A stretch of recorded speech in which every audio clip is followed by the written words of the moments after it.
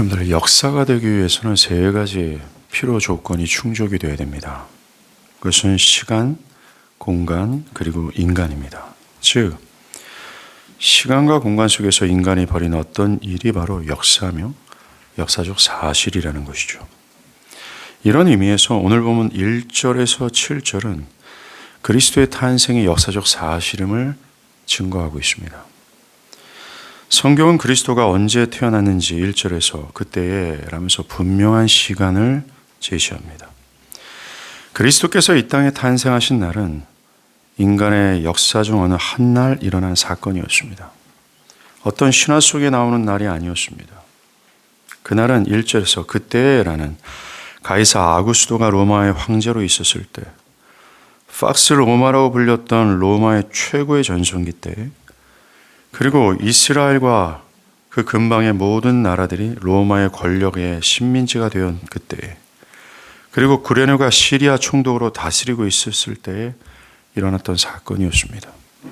그리고 오늘 성경은 그리스도가 탄생하신 그 역사적 사건이 어디에서 일어났는지, 그 역사가 벌어진 공간을 제시합니다. 바로 다윗의 동네였습니다. 이 사건은 우리가 살고 있는 서울에서 수천 킬로미터 떨어진 곳에서 일어났습니다.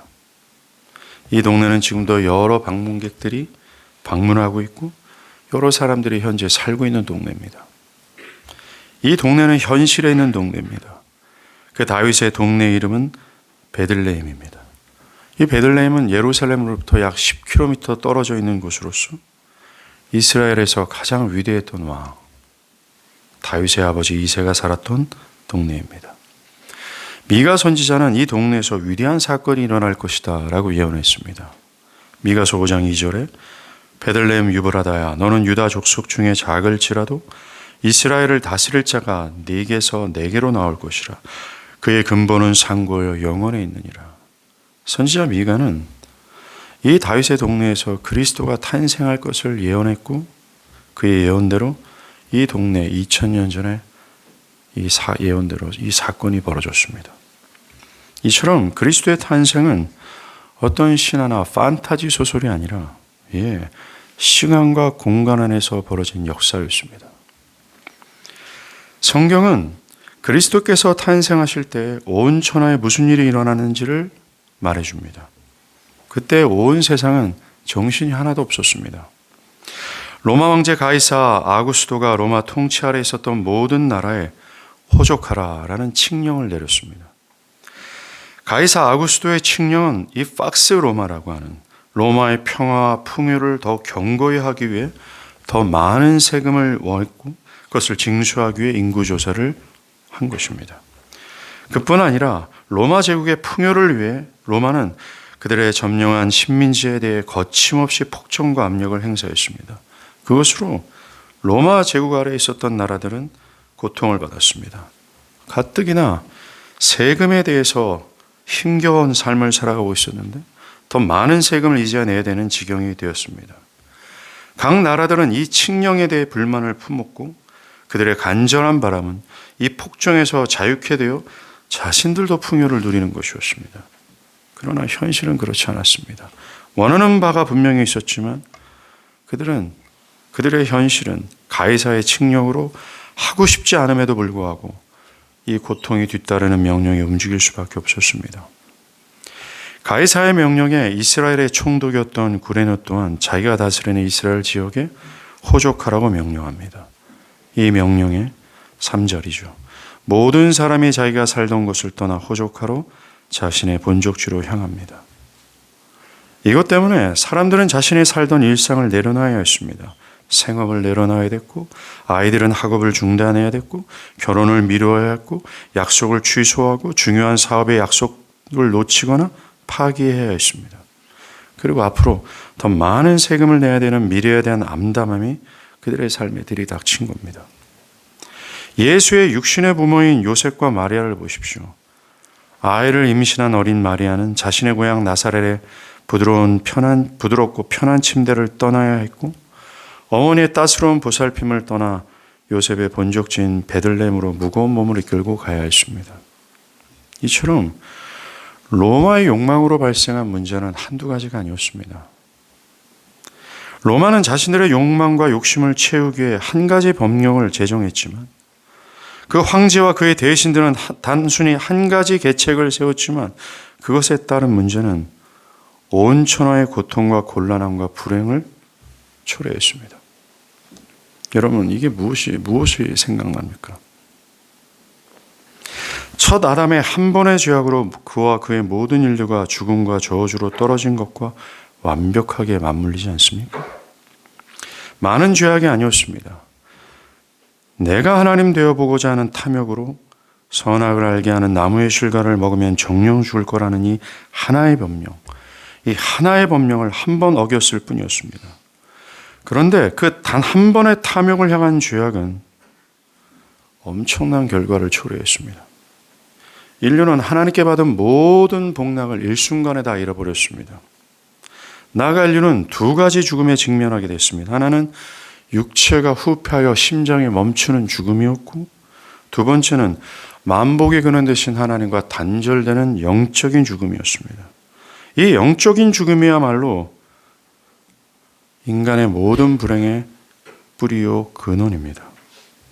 이 죽음으로 인해 인간은 하나님을 아는 지혜, 하나님께 순종하고 하는 의지, 그 모든 것을 잃어버렸습니다. 도리어 자신의 죄악에 순종하고자 하는 열정만 가지게 되었고, 하나님과 그분의 말씀에 대해서 적이적인 태도를 갖게 되었습니다.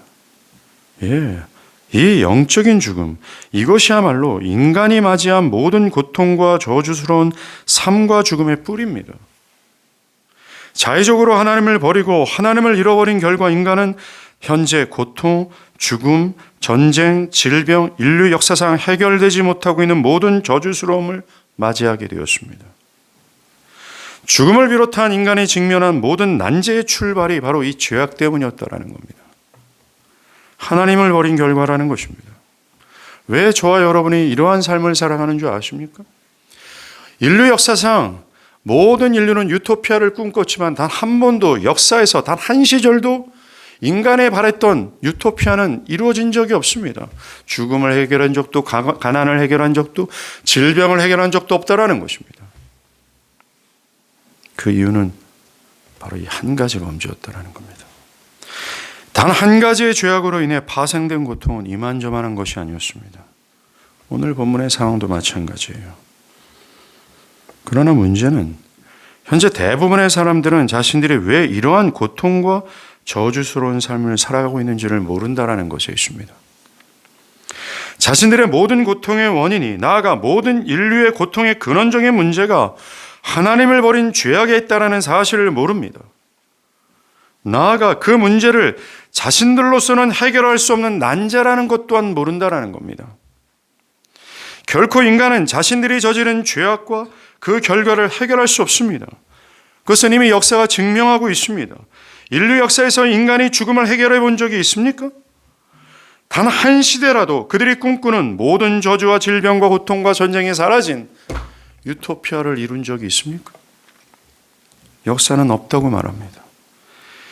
모든 정치, 과학, 경제, 어떤 제도와 모든 장치들을 다 동원하고 모든 세계가 모여서 이제는 우리가 평화하자, 전쟁을 이루지 말자라는 아주 뛰어난 기구, 유엔이라는 기구를 설립해서 그래도 못했습니다. 아이러니하게도 유엔이 설립된 바로 직후 2차 세계대전이 터졌습니다. 정말로 난제입니다. 인류의 고통의 뿌리는 하나님을 잃어버린 죄악에 있습니다. 오늘 본문에서도 마찬가지입니다.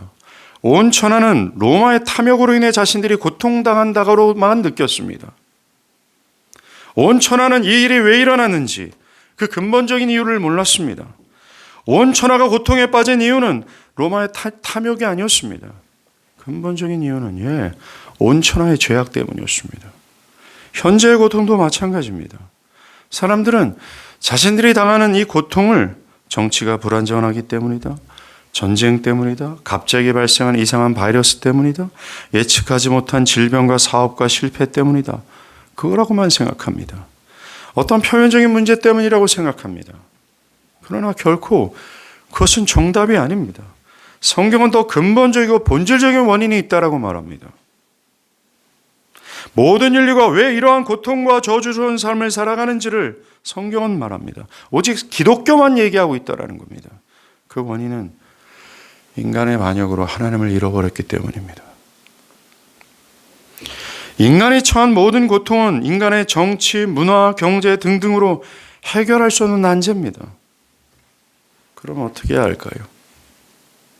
그 답이 이 크리스마스 사건에 있습니다. 인간이 결코 해결할 수 없는 난제인 이 죄악의 문제.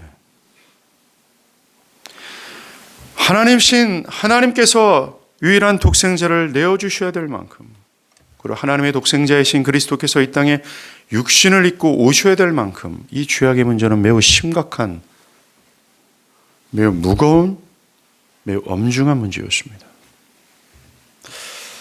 사랑하는 여러분, 교회 울타리에 있는 여러분들에게 묻습니다. 여러분들은 저와 여러분이 짊어졌던 이 죄악의 문제를 이렇게 엄중하고 심각한 문제로 여겨봤습니까? 또 여기고 있습니까?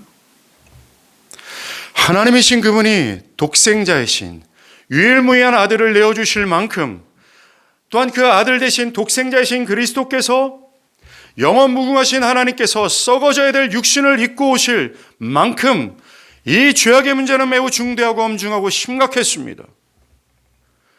이 죄악의 문제가 엄중하고 심각한 문제라는 사실을 깨달을 수 있는 무리는 곧 교회밖에 없습니다. 여러분들이 이것을 깨달았습니까? 여러분들이 두 어깨에 짊어져 있는 이 내 온 인류뿐만 아니라 어떤 과학도 지혜도 나 자신의 힘과 노력으로 해결할 수 없는 이 무겁고 엄중한 죄악의 문제에 짓눌려 본 적이 있습니까? 그것이 정말 실제라는 것. 이것이 그리스도가 오지 않으면 해결할 수 없는 난제구나.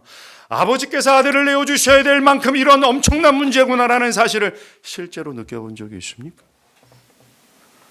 제가 이것을 묻는 이유는 뭔지 아세요? 여러분이 교회냐라는 도전을 주고 있는 겁니다. 왜냐하면 교회만이 그것을 느끼고 교회만이 그것을 깨닫고 있기 때문에 그렇습니다.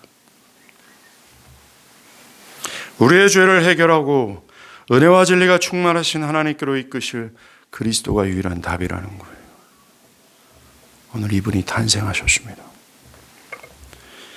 오늘 본문으로 돌아와서 왜 그리스도가 오신 그때, 하필 그때 가이사 아구스도가 칙령을 내렸을까요?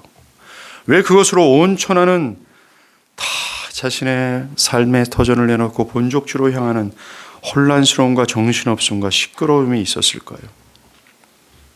그것은 4절부터 나오는 요셉과 마리아가 베들레헴으로 가기 위한 하나님의 전적인 섭리 때문이었습니다.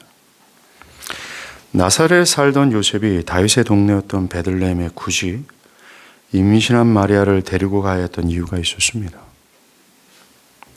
다윗의 계보였지만 예루살렘이 아닌 갈릴리에 있었던 요셉을 베들레헴으로 끌고 나와야 했던 이유, 임신한 마리아를 갈릴리에서 베들레헴으로 끌고 나와야 했던 이유가 하나님께 있었습니다.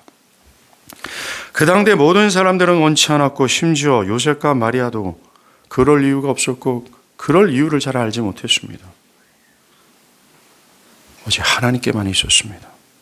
그들이 베들레헴으로 가야 하는 이유는 11절에 다윗의 동네에 그리스도가 나셔야 한다는 미가서 5장 2절의 예언을 성취하기 위한 하나님의 뜻 때문이었습니다. 하나님께서 당신의 예언의 말씀을 성취하고자 하나님께서 그 일을 행하신 것이었습니다. 그렇습니다. 하나님은 이 뜻을 성취하기 위해 온 세상을 움직이셨습니다. 천하를 움직이셨습니다. 하나님은 당신의 이 하나의 뜻이 아니죠. 태초 전부터 하나님께서 궁극적으로 성취하고자 하셨던 성경 계시의 모든 집약과 집결지, 인류 역사의 모든 흐름과 시간과 공간의 집결지, 하나님의 아들을 내어주시기까지 하나님께서 간절히 열망하고 소망했던 그 하나의 소원, 그것을 성취하고자 하나님은 온 천하를 움직이셨습니다. 그것을 위해 하나님은 가이사 아구스도의 생각을 움직이셨고 그의 대신들의 찬성을 끌어내셨고 각 지방의 총독들을 움직이셨습니다. 나아가 온 천하를 움직인 거죠. 결국 갈릴리에 살던 요셉과 마리아를 예언하신 대로 그리스도를 다윗의 동네 베들레헴에 태어나게 하신 것입니다. 마리아의 뱃속에 있었던 아기를 출생시키기 위해 요셉과 마리아는 삶의 터전인 갈릴리에서 베들레헴으로 끌어내신 거예요. 예. 이렇게 당신의 뜻을 성취하기 위해 궁극적으로는 우리를 구원하시려 아들을 보내시기 위해 온 세계와 역사를 하나님은 움직이신 겁니다. 모든 인류가 직면한 난제를 해결할 유일무이한 그리스도를 보내시기 위해 하나님이 이렇게 하셨다라는 거예요. 하나님은 이 뜻을 성취하기 위해 거대한 제국의 보좌를 움직였습니다. 온 천하를 이동시키셨습니다. 예, 그렇습니다. 하나님의 뜻을 가로막을 수 있는 어떤 힘도 없습니다. 그 어떤 힘도 존재하지 않습니다.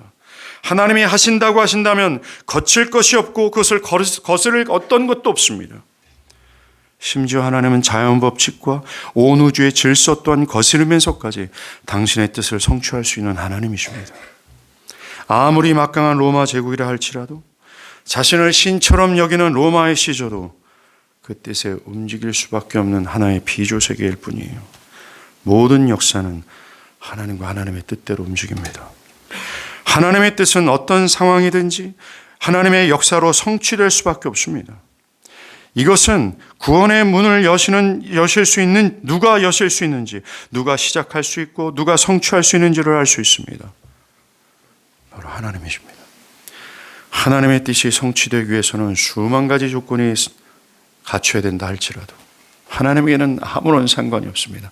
하나님 그 수만 가지 조건을 능히 한순간에 일순간에 조건을 갖추게 하실 수 있는 하나님이십니다. 하나님의 뜻이 이루기 위해서는 많은 두터운 여러 장막, 수백만 가지의 장벽이 그 앞에 가로막는다 할지라도 하나님은 일순간에 그 장막을 다 거두시고 당신의 뜻을 성취할 수 있는 하나님이십니다. 오늘 2000년 전 그리스도께서 이 땅에 오실 때 하나님은 그 하나님의 역사의 뜻을 이루시는 하나님의 전능하심을 드러내고 있어요. 그것이 보이십니까? 그러하게 우리가 집중해야 될 것은 로마 황제 가이사의 칙령이 아닙니다. 온 천하가 호족하러 가는 것도 아닙니다.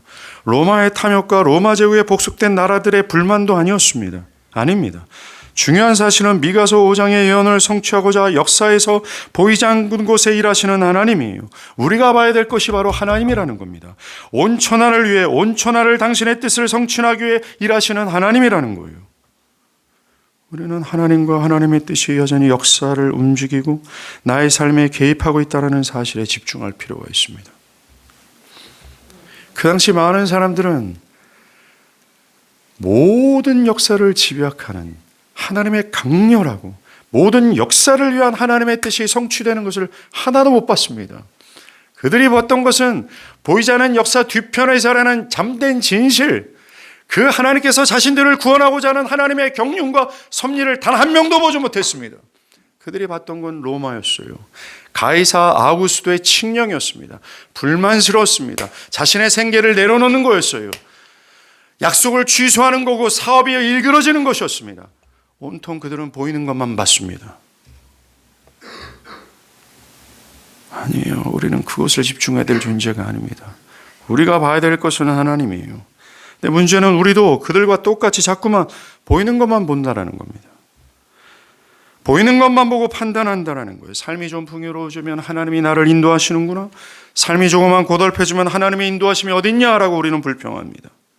정말 당장 지금 표면적인 것만 보고 삽니다. 아니에요. 온 세상의 역사뿐만 아니라 참새 한 마리가 땅에 떨어지는 작은 부분에 이르기까지 하나님의 역사에서 벗어나는 것, 하나님의 뜻에서 벗어나서 일하는 것은 되어지는 일은 하나도 없습니다. 여러분의 삶의 크고 작은 것을 주관하시는 것은 눈에 보이는 현상과 나라의 정책이 아니에요. 어찌할까 하면서 두려워 떨 만한 모든 표면적인 요소가 아니라는 것입니다. 여러분들의 삶을 결정짓는 것은 단 이 땅에 보이는 그 어떤 것도 아닙니다. 바로 하나님이에요. 신자라면 이것을 보고 있어야 하며 이것을 염두하면서 살아야 됩니다. 그래서 이런 상황 저런 상황 속에서도 보이지 않는 하나님이 그분의 역사로 세상과 나의 삶을 주관하고 계심을 봐야 합니다. 느껴야 합니다. 확신하고 있어야 합니다. 그걸 통해서 우리는 알아요. 내가 무엇을 의지해야 되는지, 무엇을 신뢰해야 되는지. 안타깝게도 대부분의 사람들은 이 역사의 주관자이신 하나님을 눈치채지 못하고 살아갑니다. 로마 황제도 꿈에도 몰랐습니다. 심지어 예수의 부모였던 요셉과 마리아도 영문도 모르고 이 칙령에 움직였을 뿐입니다. 온 천하도 왜 나는 이렇게 불편하고 손해보는 일들이 일어나는 거야? 불평했을 뿐입니다.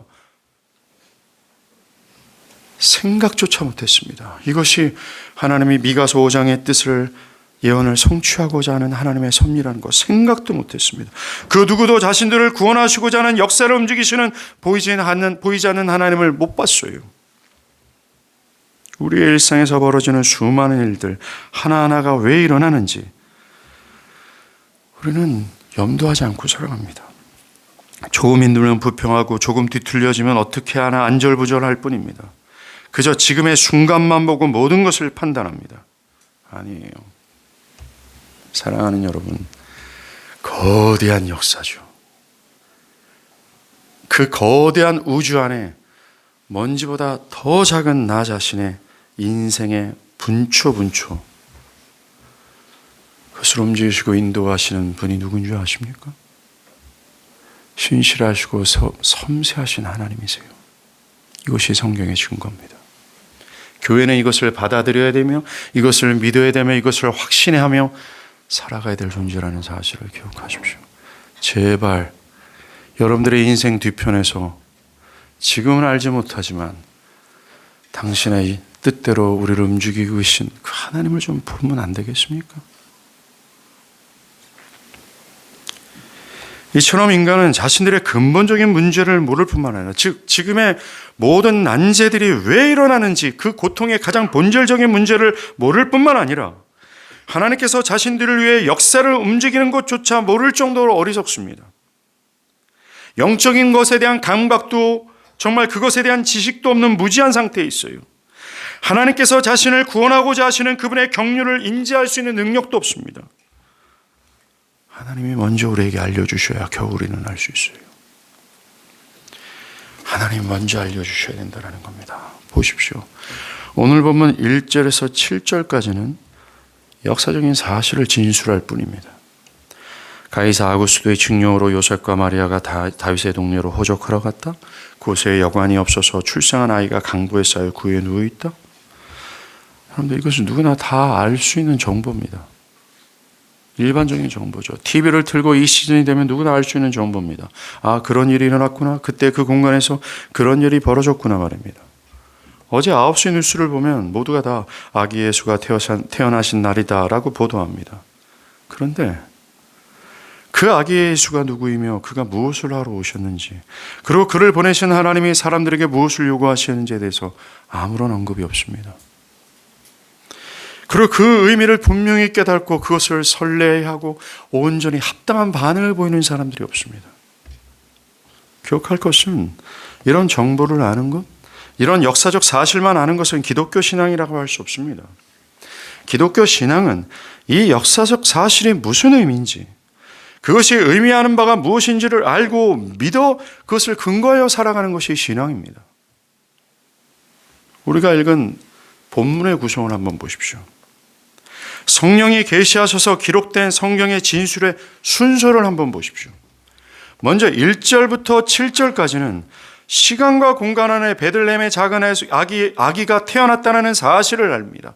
역사적 사실을 보여주죠. 그 다음에 8절부터 20절까지는 그때 베들레헴에 태어난 아기가 누구냐, 무엇을 해 오셨냐, 나아가 그 아기가 우리에게 어떤 의미를 가졌느냐를 설명합니다. 기독교는 이런 식이라는 것입니다. 기독교는 항상 그 사실에 근거합니다. 어떤 신화나 전설이 아닙니다. 창세기부터 천지 창조를 시작으로 역사적 사실에 근거합니다. 나아가 그 역사적 사실이 어떤 의미를 가졌는지를 알리고 그것을 믿고 따르라고 말합니다. 여러분은 오늘 일어난 예수 탄생이 역사적 사실이라고 믿습니까? 그렇다면 그 역사의 의미가 무엇인지를 아십니까? 나아가 그 역사가 여러분의 내면과 삶에 어떤 영향을 끼쳤습니까?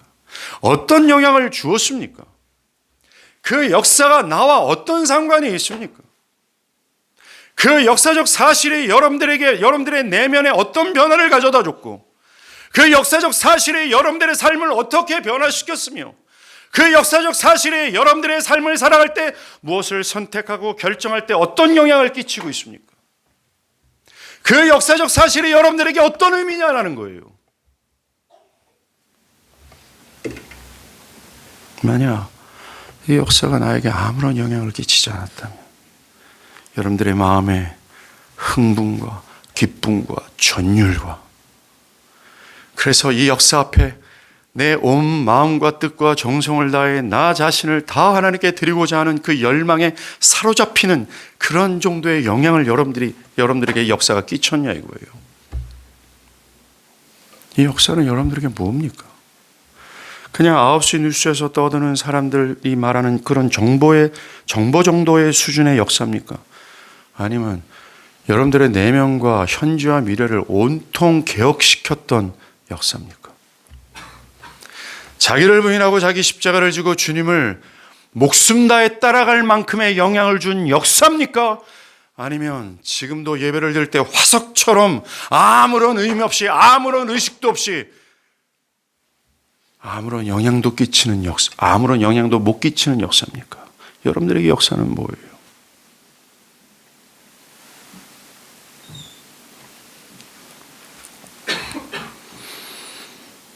우리는 진짜 진지하게 물어야 합니다. 오늘 베들레헴 구유에 누워있는 아기의 탄생이 어떤 의미를 가지는지, 1절부터 7절까지의 역사적 사실이 어떤 의미를 가지고 있는지 8절부터 설명하기 시작합니다. 여러분들, 그 의미를 알려준 존재가 사람이 아니었습니다. 그 역사의 의미를 알린 존재는 하나님의 메신저, 사자였던 천사였습니다. 성경은 항상 또 이런 식이에요.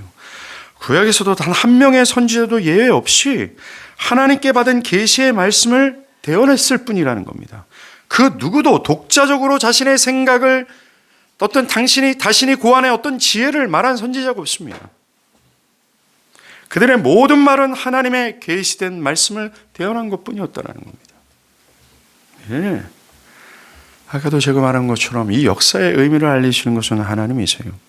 하나님의 성령이 문자로 계시된 하나님의 이 말씀이 어떤 의미인지를 나의 전인격 가운데 알려주시는 은혜가 있어야 된다는 겁니다. 그제서야 비로소 이 역사는 나에게 남다른 것이 되는 겁니다. 11절의 천사들은 오늘 다윗의 동네에 너희를 위하여 구주가 나셨으니 곧 그리스도 주시니라 라고 말합니다. 천사들이 말한 그리스도란 기름 부음 받은 자라는 뜻으로서 하나님께서 당신의 뜻을 이루기 위해 특별하게 선택하여 부르신 종이라는 뜻입니다. 우리가 잘 아는 메시아라는 의미죠. 이 메시아는 오래전에 예언되었고 오랫동안 고대했던 모든 것들을 위해 뛰어난 기름 부음을 받은 마지막 왕이라는 뜻이에요. 마지막 기름 부음 받은 선지자라는 뜻입니다. 고린도서 1장 20절에 하나님의 약속은 얼마든지 그리스도 안에서 예가 되니 라는 말씀처럼 이 그리스도, 오래전부터 예언했던 메사야, 그 안에서 하나님이 태초 전부터 계획하셨고 아담의 타락 이후에 계속해서 계시되고 약속되어지고 또 말하고 또 말해왔던 하나님의 약속이 성취될 수 있다고 말하는 겁니다. 하나님의 모든 약속은 얼마든지 그리스도 안에서 성취된다. 이게 바울이 증거한 말이에요. 결론적으로 말해서 하나님께서 태초전부터 계획하신 우리의 구원이 그리스도 안에서 그로 말미암아 성취된다는 겁니다. 그런데 베들레헴 마구간에 누워있는 그 아기가 천사들이 목자들에게 야 가봐라, 베들레헴에 말밥통에 아기 한 명이 있게 됐다. 그가 그리스도다. 그가 그리스도다 라고 하면서 이제 그 아기 안에서 우리를 구원하고자 했던 하나님의 태초전의 계획이 성취될 거다라고 말하는 겁니다. 이게 유대인들이 갖고 있던 일반적인 상식이었어요. 와우 하고 목자들은 놀랄 수밖에 없었던 상식이었다라는 겁니다.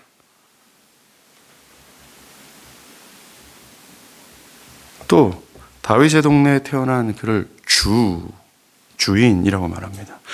오늘 다윗의 동네에 너희를 위하여 구주가 나셨으니 곧 그리스도 주시니라. 주, 곧 주권자, 다스리는 자, 하나님의 전능자, 영원하신 아버지, 만물의 주인, 곧 하나님이라는 거예요. 이사야서 9장 6절과 7절, 이는 한 아기가 우리에게 낳고 한 아들을 우리에게 주신 바 되었는데 그의 어깨는 정사를 메었고 그 이름은 기묘자라, 모사라, 전능하신 하나님이라, 영존하신 아버지라, 평강의 왕이라 할 것입니다. 2000년 전이죠. 온 세상이 매우 어지러웠습니다. 그 누구도 알지 못하고 예측하지 못했던 그때였습니다. 그리고 그 누구도 집중하지 않았던, 상상하지 못했던 바로 그때 베들레헴에서 태어난 작은 아기가 모든 역사의 집결지였다라는 거예요. 하나님의 열정과 열망의 집결지였다라는 것입니다. 우리가 할 수 없는 난제를 해결할 수 있는 유일한 분이었다라는 겁니다. 작은 아기가요. 이 작은 아기 안에 은폐되어 있는 영광이 보입니까? 은닉되어 있고 능닉되는 그 그리스도의 어마어마한 영광이 뿜어져 나오는 것을 보고 있습니까? 그가 그리스도 주세요. 그분은 우리와 아주 긴밀한 관련이 있는 분입니다. 여러분들의 모든 불행과 영혼을 좌우할 수 있는 유일한 분이 바로 그분이기 때문에 그래요. 그분은 우리와 관련이 있습니다. 그분은 모든 인류와 모든 인생과 관련이 있습니다. 그 어떤 인류도 어떤 인생도 그분과 난 관련이 없습니다 라고 말할 수 없습니다. 모든 인류는 모든 인생은 그분으로부터 말미암아 생명을 얻었어요. 그분으로 말미암아 지은 바 되었습니다. 모든 일은 그분의 것이며 그분을 위해 존재하고 있어요. 그리고 모든 인류가 봉착한 모든 난제를 해결할 수 있는 분이 오직 그분뿐입니다. 그분이 나랑 상관이 없다고요? 안타깝게도 길거리에 돌아가면서 얘기해 보십시오. 당신 아무나 붙잡고 오늘 가다가 한번 얘기해 보십시오. 당신은 그리스도 어떤 관련이 있습니까? 물어보십시오. 맞든지 아니면 그런 대답을 들을 겁니다. 그리스도시요? 나랑 무슨 상관이 있습니까? 최고의 바보입니다.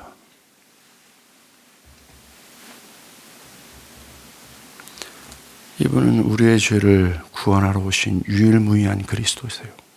근데 그분은 주, 곧 하나님이십니다.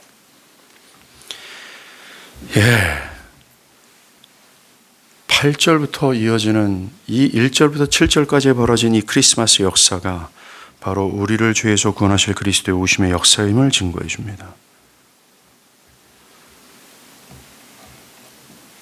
오늘 오신 아기 예수는 그리스도예요. 하나님이세요. 이제 저와 여러분이죠. 모든 인생들은 그분을 집중해야 합니다. 그분을 의지해야 돼요. 그래야 살 수 있습니다. 그분이 여러분의 것이며 모든 인생은 그분의 것입니다. 그를 따라야 합니다. 어떤 이유가 없습니다. 어떤 상황도 상관없습니다. 그를 따라야 되고 그를 의지해야 합니다. 절대적입니다. 유일합니다. 그분이 아니면 소망이 없습니다. 그분이 아니면 우리는 불가능했습니다. 그분이 아니면 하나님께서 끙끙 앓았던 그 하나님의 그 엄청나고 그 원대하신 뜻은 단 1도 성취될 수 없었습니다. 그분입니다.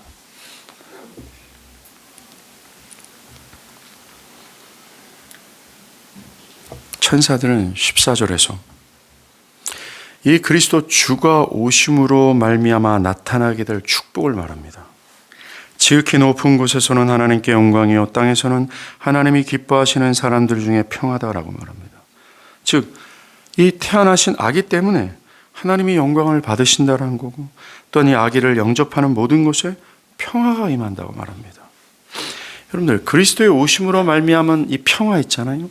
이 평화는 근본적으로 죄로 인해 하나님과 원수되었던 죄인이 하나님과 화목하게 되는 평화를 뜻합니다.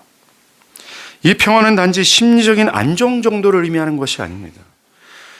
단순한 즐거움과 편안함을 이해하는 것이 아닙니다. 사실 이것이 어리석은 교회 안에 있는 사람들과 지금 현재 사람들이, 사회에 있는 사람들이 원하는 평화잖아요.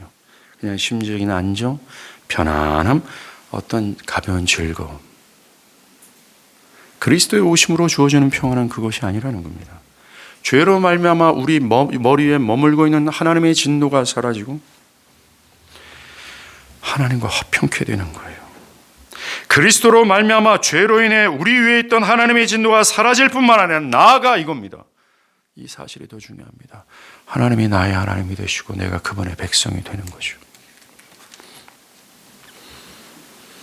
하나님이 나의 하나님이 되시고 내가 그분의 백성이 되는 하나님의 무궁하신 사랑의 약속 안에 내가 살아가는 것을 의미합니다. 이게 그리스도로 말미암은 평화예요. 이 평화란 더 풀어 설명할게요.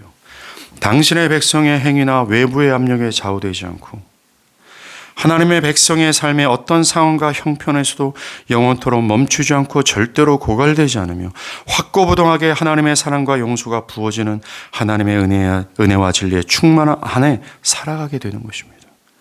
우리가 무엇을 하고 무엇을 하지 않든지 상관없이 영원토록 하나님이 우리 하나님이 되시고 우리는 그분의 백성이 된다라는 하나님의 약속 안에 거하여 살아가게 되는 상태를 뜻하는 겁니다.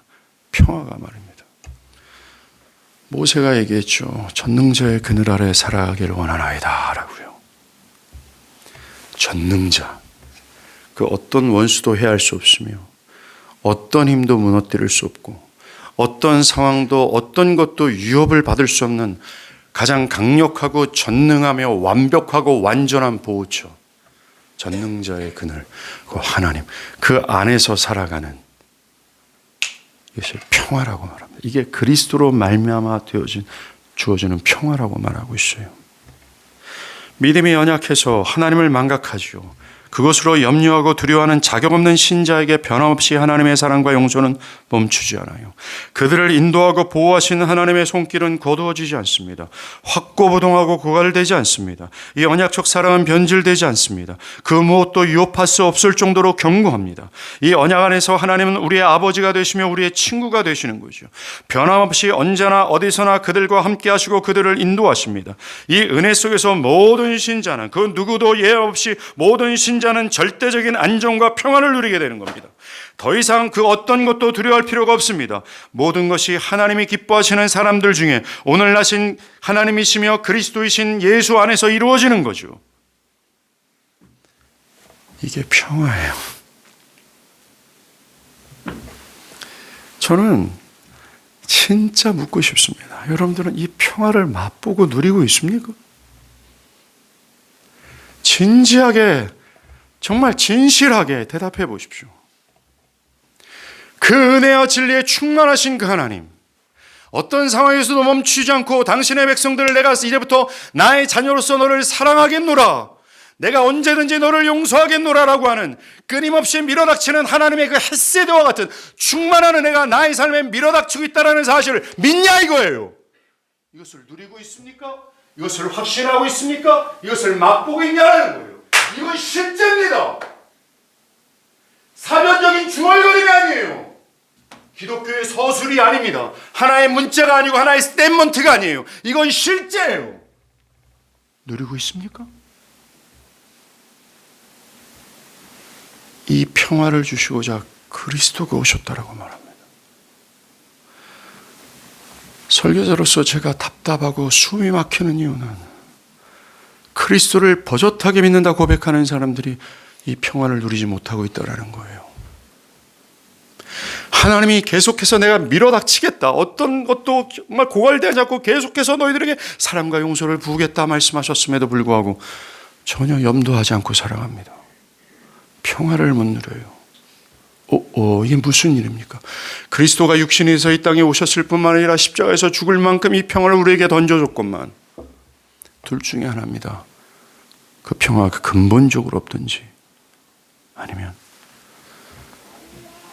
그가 거짓말하고 있든지요. 한 가지 기억할 것은 14절 후반부죠. 하나님이 기뻐하시는 사람 중에 평화로다라고 말합니다. 이 말이요, 뭐냐면 하나님께서 평화를 베푸셨다고 할지라도 모든 사람들이 그 평화를 얻는 것이 아니라는 것입니다. 오직 하나님이 기뻐하시는 사람들만입니다. 곧 예수 그리스도를 참되게 영접하고 그를 오늘 천사가 말해준 것처럼 자신의 구세주요 메시아여 주인으로 신뢰하고 따르는 자들에게만 이 평화를 누린다고 말합니다. 예수님 자신도 누가복음 10장에서 어느 집에 들어가든지 먼저 말하되 이 집이 평안할지어다 하라. 만일 평안을 받을 만한 사람이 거기 있으면 거기에 너희의 평안이 그에게 머물러 있을 것이요 그렇지 않으면 너에게 돌아올 것이다 라고 하면서 오직 그리스도를 참되게 영접하고 그를 뒤따르는 그리스도 안에 있는 자들만 이 평안을 누린다고 말씀하셨습니다. 오늘도 아마 저 로마에 있는 바티칸에서는 세상을 향해서 평화라고 외칠 겁니다. 비싼 노쇠로 만든 종들이 수백 개가 울리면서 지금 모든 교회는 이 평화를 외칠 겁니다. 그런데 그 평화라 외칠 때 듣는 우리에게 평화는 공허함처럼 다가와요. 평화, 하늘에는 영과 땅에는 평화다 라고 하는데 그 평화가 실제하지 않아요. Why? 그 평화는 오직 믿는 자들의 것이기 때문에 그렇습니다. 하나님으로 말미암는 평화, 하나님을 누림으로 말미암는 평화라는 것입니다. 그리스도로 말미암아 어떤 죄의식이나 분노나 긴장감, 나를 무력하게 만드는 것이나 나를 절망하게 만드는 것에서 나의 영혼은 자유하게 됩니다. 여러분들 빌립보서 4장 6절과 7절 바울이 약속을 얘기해요. 아무것도 염려하지 말고 다만 모든 일에 기도와 간구로 너희 구할 것을 감사함으로 하나님께 아뢰라. 그리하면 모든 지각에 뛰어난 하나님의 평강이 그리스도 예수 안에서 너희 마음과 생각을 지킬 것이다. 우리의 마음과 생각이 극심한 공격을 받을 때가 있습니다. 죄의식, 걱정, 두려움, 혼란, 불확실 이런 요소들은 우리의 평화를 위협하죠. 그때 우리는 그리스도 안에서 주어진 은혜와 진리에 충만하신 하나님을 기억하고 그 하나님께 나아가 간구한다면 그 순간에 멈추지 않고 포기하지 아니하시고 나를 사랑하시고 용서하시며 나를 지키시고 인도하고 계시는 하나님과 그분의 약속을 붙들고 기도한다면 여러분들의 상황이 시편의 기자처럼 적들로 사방으로 우겨쌈을 당한 그 순간이라 할지라도 나는 평안히 잠을 잘 것이다 라고 하게 될 겁니다. 초월적인 평안, 이성이 절대로 담아낼 수 없는 평안을 맛보게 될 거다라고 바울은 약속했습니다. 아니, 바울을 통해서 하나님은 약속했습니다. 아무리 극심한 전쟁 속에서도 고통의 파도가 나를 엄습한다 해도 우리가 하나님께서 나를 사랑하시며 도우신다는 사실을 기억하는 그 순간, 그리고 그것을 붙들고 간구하는 그 순간, 우리 내면에는 평화가 임할 겁니다. 세상이 알 수 없는 평안이에요. 여러분들 이것을 맛보셨습니까? 또 맛보고 있습니까?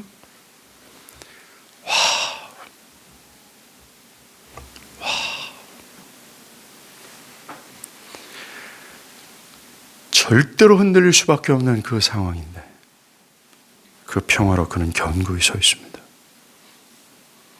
마음에 요동함이 없습니다. 그 평화가 있습니까? 그 평화를 맛보고 있습니까?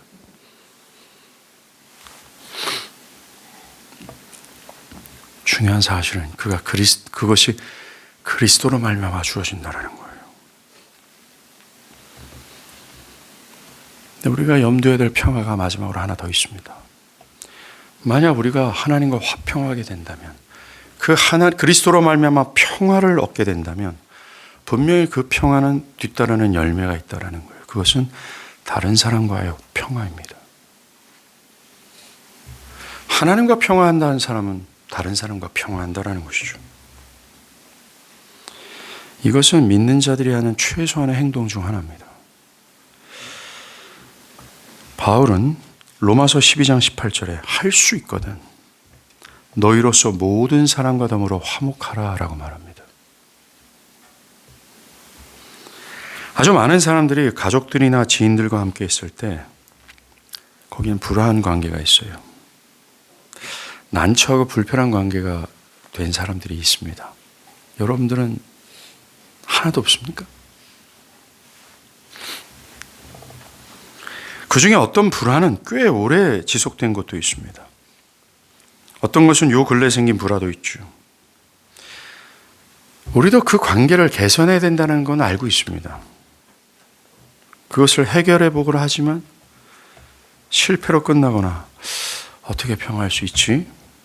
그 길을 모를 때가 많습니다. 이렇게 고민하는 사람들에게 바울이 디렉션을 줬어요. 에베소서 4장 31절 32절. 너희는 모든 악독과 노함과 분냄과 떠드는 것과 비방하는 것을, 이게 다 불화한 관계 속에서 나타나는 것들입니다. 모든 악의와 함께 버리고 서로 친절하게 하며 불쌍히 여기며 서로 용서하기를 하나님이 그리스도 안에서 너희를 용서함 같이 하라 라고 말합니다. 바울이 준 해결책은 바로 그리스도를 통해 내가 무엇을 하고 하지 않아도 무한히 나를 용서하시는 사랑의 하나님을 기억하고 그 하나님이 나를 용서한 것처럼 용서하라고 말합니다.